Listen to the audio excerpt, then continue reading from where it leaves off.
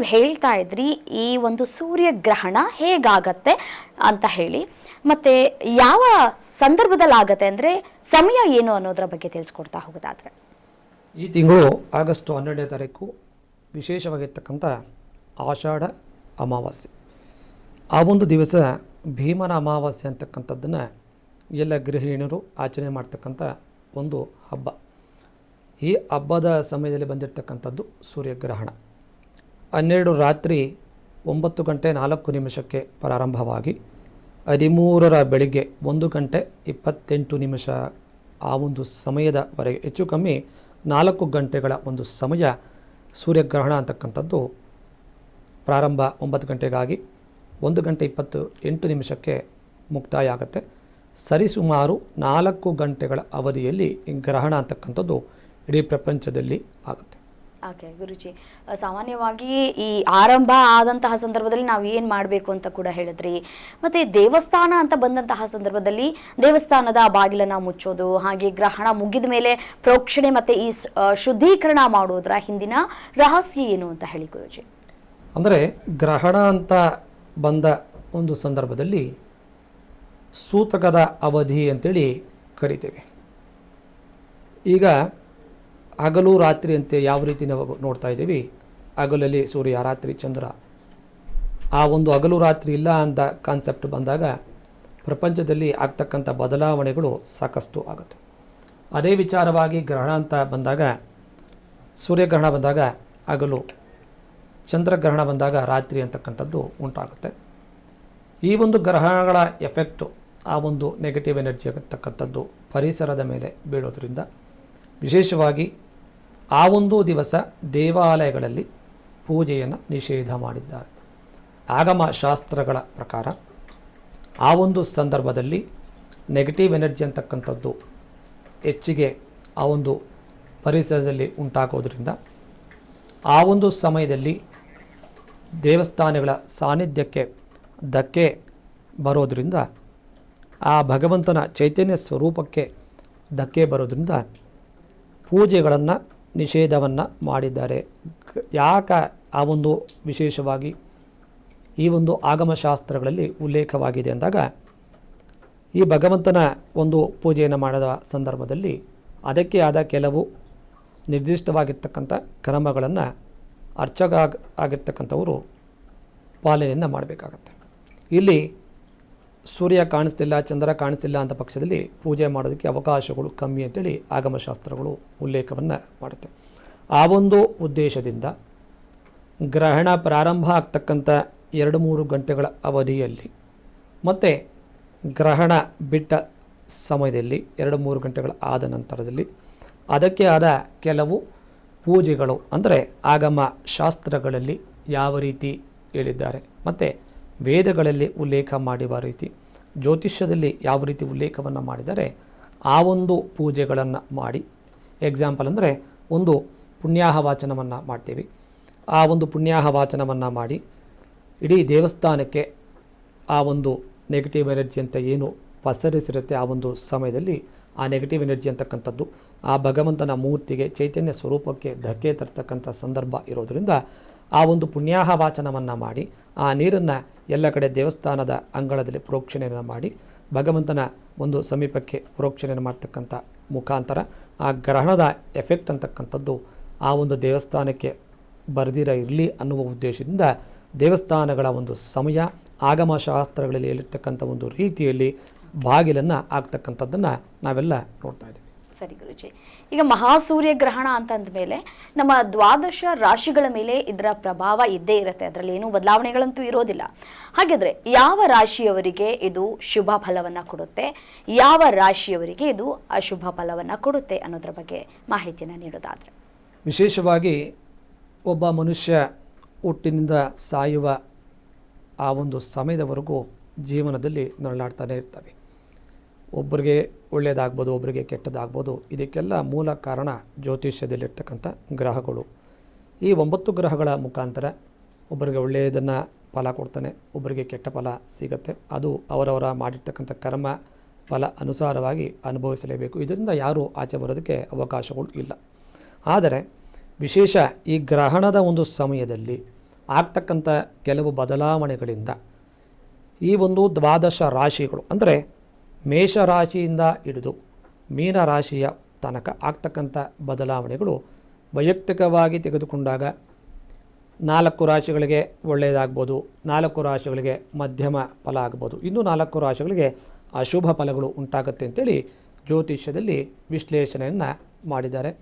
ವಿಶೇಷವಾಗಿ ಈ ಒಂದು ಸೂರ್ಯಗ್ರಹಣ 12ನೇ ತಾರೀಕು ಆಗ್ತಾ ಇರ್ತಕ್ಕಂಥದ್ದು ಆಶ್ಲೇಷ ನಕ್ಷತ್ರ 3ನೇ ಪಾದ ಕಟಕ ರಾಶಿಯಲ್ಲಿ, ಮತ್ತು ಮೀನ ಲಗ್ನದಲ್ಲಿ ಈ ಒಂದು ಗ್ರಹಣ ಅಂತಕ್ಕಂಥದ್ದು ಪ್ರಾರಂಭ ಆಗುತ್ತೆ. ಈಗಾಗಲೇ ಈ ಗ್ರಹಣದ ಎಫೆಕ್ಟ್ ಅಂತಕ್ಕಂಥ ವಿಚಾರವಾಗಿ ಸಾಕಷ್ಟು ವಿಚಾರಗಳನ್ನು ಮಾತಾಡಿದ್ದೀವಿ. ಈ ಗ್ರಹಣದ ಸಮಯದಲ್ಲಿ ಸಾಕಷ್ಟು ಪ್ರಪಂಚದಾದ್ಯಂತ ಕೆಲವು ಬದಲಾವಣೆಗಳು, ಕೆಲವು ಸಮಸ್ಯೆಗಳು ಆಗುತ್ತೆ ಅಂತೇಳಿ ಜ್ಯೋತಿಷ್ಯದಲ್ಲಿ ಉಲ್ಲೇಖವನ್ನು ಮಾಡಿರುವ ವಿಚಾರಗಳಿಂದ ನೋಡಿದಾಗ ಕೆಲವು ಅಪಘಾತಗಳಾಗ್ತಕ್ಕಂಥದ್ದು, ಅನಾಹುತಗಳಾಗ್ತಕ್ಕಂಥದ್ದು ಪ್ರಪಂಚದಾದ್ಯಂತ ನಾವೆಲ್ಲ ನೋಡಬೇಕಾಗತ್ತೆ. ವಿಶೇಷವಾಗಿ ಈ ಒಂದು ಗ್ರಹಣ ಅಂತಕ್ಕಂಥದ್ದು ನಮ್ಮ ಭಾರತ ದೇಶಕ್ಕೆ ಗೋಚರ ಇಲ್ಲ.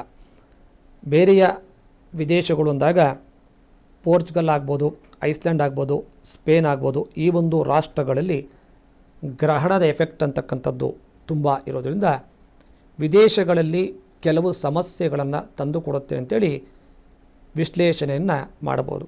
ಕಾರಣ ಗ್ರಹಣ ಅಂತಕ್ಕಂಥ ಒಂದು ಸಂದರ್ಭದಲ್ಲಿ ಕೆಲವು ಮಾರ್ಪಾಡುಗಳಾಗಲೇಬೇಕು ಅಂತಕ್ಕಂಥದ್ದು ಇದು ಪ್ರಕೃತಿಯ ನಿಯಮ, ಮತ್ತು ಆ ಸೂರ್ಯಗ್ರಹಣದ ಎಫೆಕ್ಟು ಅಂತೇಳಿ ಹೇಳ್ತೀವಿ.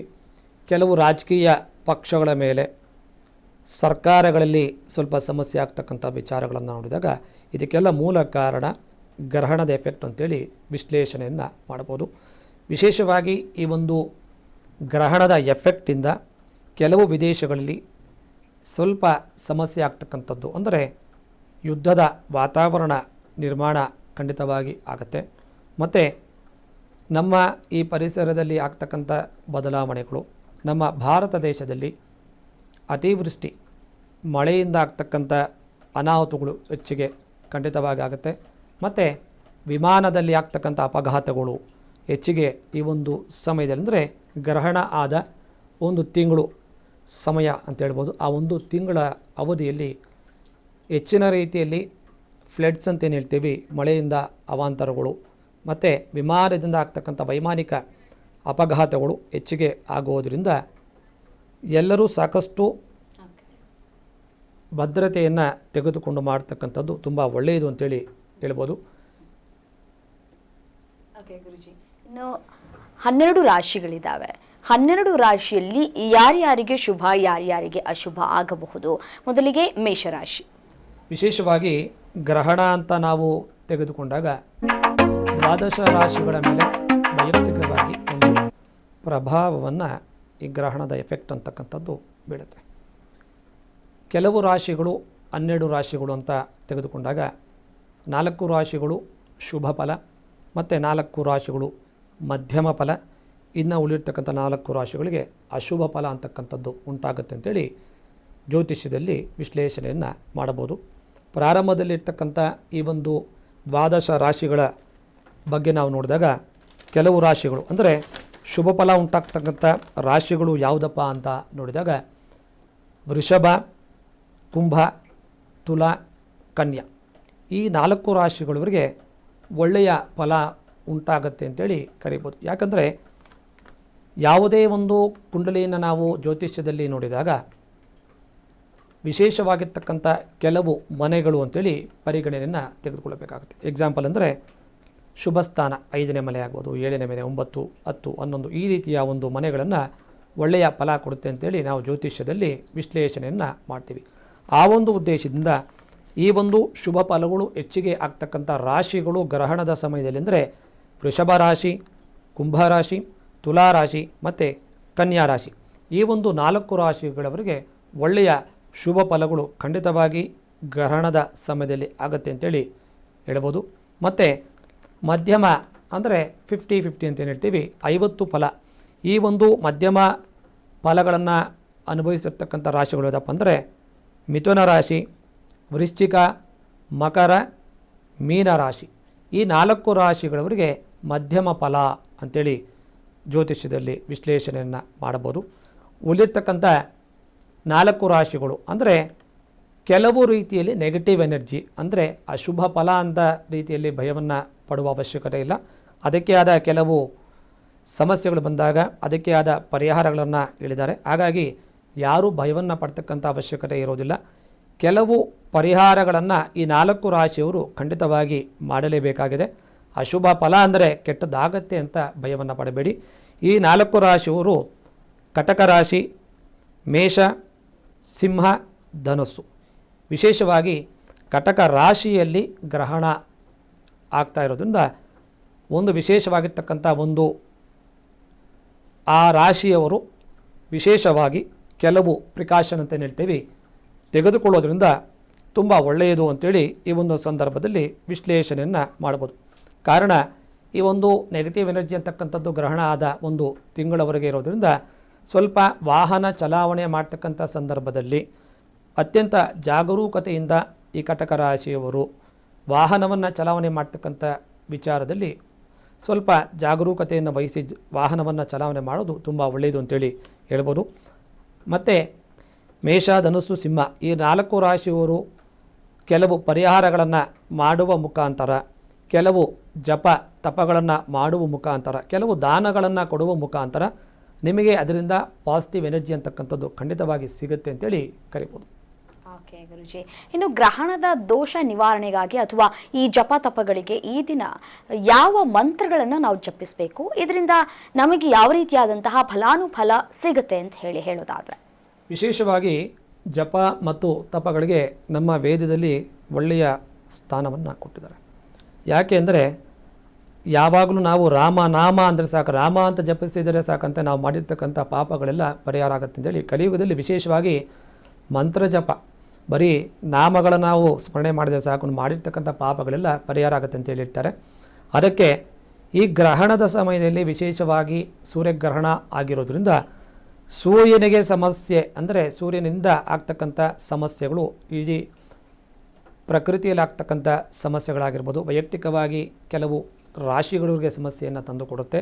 ಹಾಗಾಗಿ ಈ ಒಂದು ಸಂದರ್ಭದಲ್ಲಿ ಸೂರ್ಯನಿಗೆ ವಿಶೇಷವಾಗಿರ್ತಕ್ಕಂಥ ಸೂರ್ಯೋಪಾಸನೆ ಅಂದರೆ ಸೂರ್ಯನಿಗೆ ಅರ್ಘ್ಯಗಳನ್ನು ಕೊಡುವ ಮುಖಾಂತರ ಅಥವಾ ಸೂರ್ಯ ನಮಸ್ಕಾರವನ್ನು ಮಾಡುವ ಮುಖಾಂತರ ಅಥವಾ ಸೂರ್ಯನಿಗೆ ಆದಿತ್ಯ ಹೃದಯ ಸ್ತೋತ್ರ ಪಾರಾಯಣವನ್ನು ಮಾಡುವ ಮುಖಾಂತರ, ಸೂರ್ಯ ದ್ವಾದಶ ನಮಸ್ಕಾರವನ್ನು ಮಾಡುವ ಮುಖಾಂತರ ಆಗ್ತಕ್ಕಂಥ ನೆಗೆಟಿವ್ ಎನರ್ಜಿ ಅಂತಕ್ಕಂಥದ್ದು ಕಮ್ಮಿ ಆಗುತ್ತೆ ಅಂತೇಳಿ ವಿಶ್ಲೇಷಣೆಯನ್ನು ಮಾಡಬಹುದು. ಹಾಗಾಗಿ ಸಾಧ್ಯವಾದಷ್ಟು ನಿಮ್ಮ ಕೈಯಲ್ಲಿ ಆದರೆ ಸೂರ್ಯ ನಾರಾಯಣನ ನಾಮವನ್ನು ಜಪಿಸಿ, ಇಲ್ಲ ಅಂದ ಪಕ್ಷದಲ್ಲಿ ಬ್ರಾಹ್ಮಣರಿಗೆ ಗೋಧಿಯನ್ನು ಬೆಲ್ಲವನ್ನು ದಾನವನ್ನು ಕೊಟ್ಟಾಗ ಆ ಮುಖಾಂತರ ನಿಮ್ಮಲ್ಲಿರ್ತಕ್ಕಂಥ ನೆಗೆಟಿವ್ ಎನರ್ಜಿ ಅಂತಕ್ಕಂಥದ್ದು ಅಂದರೆ ಆ ಒಂದು ದೋಷ ಅಂತೇನು ಹೇಳ್ತೀವಿ, ಆ ದೋಷದಿಂದ ಉಂಟಾಗ್ತಕ್ಕಂಥ ಕೆಲವು ಸಮಸ್ಯೆಗಳು ಇದರಿಂದ ಪರಿಹಾರ ಆಗುತ್ತೆ ಅಂತಕ್ಕಂಥದ್ದನ್ನು ನೋಡಬಹುದು. ಓಕೆ ಗುರುಜಿ, ಕೊನೆಯದಾಗಿ ನಮ್ಮ ಫೋಕಸ್ ಟಿವಿಯ ವೀಕ್ಷಕರಿಗೆ ಏನು ಹೇಳೋದಕ್ಕೆ ಬಯಸ್ತೀರಿ ಈ ಸಂದರ್ಭದಲ್ಲಿ? ವಿಶೇಷವಾಗಿರ್ತಕ್ಕಂಥ ಈ ಒಂದು ಧಾರ್ಮಿಕ ಹಿನ್ನೆಲೆ ಮತ್ತು ವೈಜ್ಞಾನಿಕವಾಗಿ ಗ್ರಹಣ ಅಂತಕ್ಕಂಥದ್ದು ಪ್ರಕೃತಿಯಲ್ಲಿ ಆಗ್ತಕ್ಕಂಥ ಒಂದು ವಿಸ್ಮಯ ಅಂತೇಳಿ ಕರಿಬೋದು. ಯಾವುದೇ ರೀತಿಯ ಗ್ರಹಣಗಳು ಬರ್ತಾ ಇರುತ್ತೆ, ಹೋಗ್ತಾ ಇರುತ್ತೆ. ಅದಕ್ಕೆ ಆದ ರೀತಿಯಲ್ಲಿ ಕೆಲವೊಂದು ಪರಿಹಾರಗಳನ್ನು ಜ್ಯೋತಿಷ್ಯದಲ್ಲಿ ವಿಶ್ಲೇಷಣೆಯನ್ನು ಮಾಡಿದ್ದಾರೆ. ಪರಿಹಾರವನ್ನು ಮಾಡಿಕೊಳ್ತಕ್ಕಂಥದ್ದು ಅವರವರ ವೈಯಕ್ತಿಕ ನಂಬಿಕೆಗಳು ಅಂತೇಳಿ ಕರಿಬೋದು. ಇಲ್ಲಿ ಜ್ಯೋತಿಷ್ಯ ಅಂದರೆ ಕನ್ನಡಿ. ಯಾಕೆ ಅಂದರೆ ಪ್ರೆಸೆಂಟು, ಪಾಸ್ಟು, ಫ್ಯೂಚರ್ ನಮ್ಮಲ್ಲಿ ಇರ್ತಕ್ಕಂಥದ್ದನ್ನು ನಾವು ನೋಡ್ಕೋಬೇಕು. ಕನ್ನಡಿಯಲ್ಲಿ ನಾವು ಯಾಕೆ ನೋಡ್ಕೊತೀವಿ, ನಮ್ಮಲ್ಲಿರ್ತಕ್ಕಂಥ ಅಲಂಕಾರ ಕಮ್ಮಿ ಆಗಿದೆಯಾ, ಜಾಸ್ತಿ ಆಗಿದೆಯಾ, ಅಥವಾ ಸರಿ ಇದೆಯಾ, ಸರಿ ಇಲ್ವಾ ಅಂತಕ್ಕಂಥ ವಿಚಾರಗಳನ್ನು ನೋಡ್ತಕ್ಕೆ ಕನ್ನಡಿ ಅಂತೇಳಿ ನೋಡ್ತೀವಿ. ಅದೇ ರೀತಿಯಲ್ಲಿ ಜ್ಯೋತಿಷ್ಯ ಅಂತಕ್ಕಂಥದ್ದು ಪ್ರೆಸೆಂಟ್ ಏನಾಗ್ತಾಯಿದೆ, ಹಿಂದೆ ಏನಾಗಿದೆ, ಫ್ಯೂಚರ್ ಮುಂದೆ ಏನಾಗುತ್ತೆ ಅಂತಕ್ಕಂಥದ್ದು ಒಬ್ಬ ವೈಯಕ್ತಿಕವಾಗಿ ನೋಡಿದಾಗ ಎಲ್ಲರಿಗೂ ಜ್ಯೋತಿಷ್ಯ ಅಂತಕ್ಕಂಥದ್ದು ಹತ್ತಿರವಾಗಿರ್ತಕ್ಕಂಥ ಒಂದು ಗ್ರಂಥ. ಆ ಗ್ರಂಥದಲ್ಲಿ ಉಲ್ಲೇಖವನ್ನು ಮಾಡಿರ್ತಕ್ಕಂಥ ರೀತಿಯಲ್ಲಿ ಈ ಒಂದು ಕೆಲವು ಪರಿಹಾರಗಳನ್ನು ಮಾಡಿಕೊಳ್ಬೇಕಾಗತ್ತೆ. ಗ್ರಹಣ ಅಂತಕ್ಕಂಥದ್ದು ಸಾಮಾನ್ಯವಾಗಿರ್ತಕ್ಕಂಥ ಪ್ರಕೃತಿಯಲ್ಲಿ ಒಂದು ನಿಯಮ. ಯಾವುದೇ ರೀತಿಯ ಭಯವನ್ನು ಪಡುವ ಅವಶ್ಯಕತೆ ಖಂಡಿತವಾಗಿ ಇಲ್ಲ. ಅದಕ್ಕೆ ಆದ ಕೆಲವು ಪರಿಹಾರಗಳನ್ನು ಜ್ಯೋತಿಷ್ಯದಲ್ಲಿ ಹೇಳಿದ್ದಾರೆ. ಆ ಪರಿಹಾರಗಳನ್ನು ಎಲ್ಲರೂ ಮಾಡಿಕೊಳ್ಳಿ. ವಿಶೇಷವಾಗಿ ಈ ಒಂದು ಸೂರ್ಯಗ್ರಹಣದ ಸಮಯದಲ್ಲಿ ಸಾಧ್ಯವಾದಷ್ಟು ನಿಮ್ಮ ಮನೆಗಳಲ್ಲಿ ನಾಮ ಆ ಭಗವಂತನಾದ ಮಹಾವಿಷ್ಣುವಿನ ವಿಷ್ಣು ಸಹಸ್ರನಾಮವನ್ನು ಪಾರಾಯಣವನ್ನು ಮಾಡಿ, ಆಗಲಿಲ್ಲ ಅಂದ ಪಕ್ಷದಲ್ಲಿ ಸೂರ್ಯನಾರಾಯಣನನ್ನು ಜಪಿಸಿ, ಓಂ ಭಾಸ್ಕರಾಯ ವಿದ್ಮಹೆ ಮಹದ್ಯುತಿಕರಾಯ ತನ್ನೋ ಆದಿತ್ಯ ಪ್ರಚೋದಯಾತ್ ಅಂತಕ್ಕಂಥ ಒಂದು ಮಂತ್ರವನ್ನು 108 ಬಾರಿ ಹೇಳಿ, ಇಲ್ಲ 54 ಬಾರಿ ಹೇಳಿ, ಒಳ್ಳೆಯ ಫಲ ಅಂತಕ್ಕಂಥದ್ದು ಖಂಡಿತವಾಗಿ ಸಿಗುತ್ತೆ. ಮತ್ತು ಈ ಗ್ರಹಣ ಅಂತಕ್ಕಂಥ ಸಮಯದಲ್ಲಿ ಯಾವುದೋ ಕೆಟ್ಟ ದೃಷ್ಟಿಗಳ ಒಂದು ಸುಳಿಯಲ್ಲಿ ಸಿಲುಕ್ತೀವಿ. ಆ ಒಂದು ದೃಷ್ಟಿಯಿಂದ ಪಾರಾಗಬೇಕು ಅಂದಾಗ ಇದಕ್ಕೆ ವಿಶೇಷವಾಗಿರ್ತಕ್ಕಂಥ ಪರಿಹಾರ ಅತ್ಯವಶ್ಯಕ. ಎಲ್ಲರೂ ನಿಮ್ಮ ನಿಮ್ಮ ಮನೆಗಳಲ್ಲಿ ಪರಿಹಾರಗಳನ್ನು ಮಾಡಿಕೊಳ್ಳಿ. ಯಾವುದೇ ರೀತಿಯ ಭಯವನ್ನು ಪಡಬೇಡಿ. ಏನೋ ಕೆಟ್ಟದಾಗತ್ತೆ, ಏನೋ ಆಗುತ್ತೆ ಅಂತಕ್ಕಂಥ ವಿಚಾರಗಳನ್ನು ಬಿಟ್ಟು ಭಗವಂತನನ್ನು ನಂಬಿ ಭಗವಂತನನ್ನು ಸ್ಮರಣೆಯನ್ನು ಮಾಡಿ. ವಿಶೇಷವಾಗಿ ಈ ಒಂದು ಸೂರ್ಯಗ್ರಹಣದ ಸಮಯದಲ್ಲಿ ಆಗ್ತಕ್ಕಂಥ ಪ್ರಕೃತಿಯ ವಿಸ್ಮಯವ ಈ ಒಂದು ಕಾರಣ ಆಗಿರೋದ್ರಿಂದ ಈ ಒಂದು ಫೋಕಸ್ ಟಿವಿ ಕನ್ನಡ ಚಾನಲ್ ಮುಖಾಂತರ ಈ ಒಂದು ವಿಶೇಷವಾಗಿರ್ತಕ್ಕಂಥ ಸಂಚಿಕೆ ಅಂತೇಳಿ ಕರಿಬೋದು. ಈ ಒಂದು ಗ್ರಹಣದ ಕಾಲದಲ್ಲಿ ಆದಷ್ಟು ಜಪ ಧ್ಯಾನವನ್ನು ಮಾಡಿ ಭಗವಂತನನ್ನು ಸ್ಮರಿಸಿ ಮತ್ತು ದೇವರ ಒಂದು ಸ್ಮರಣೆಯೊಂದಿಗೆ ನಿಮ್ಮ ಕಾಲವನ್ನು ಕಳೀರಿ. ಯಾಕೆಂದರೆ ಭಗವಂತನನ್ನು ನಾವು ಸದಾ ಸ್ಮರಿಸಬೇಕು.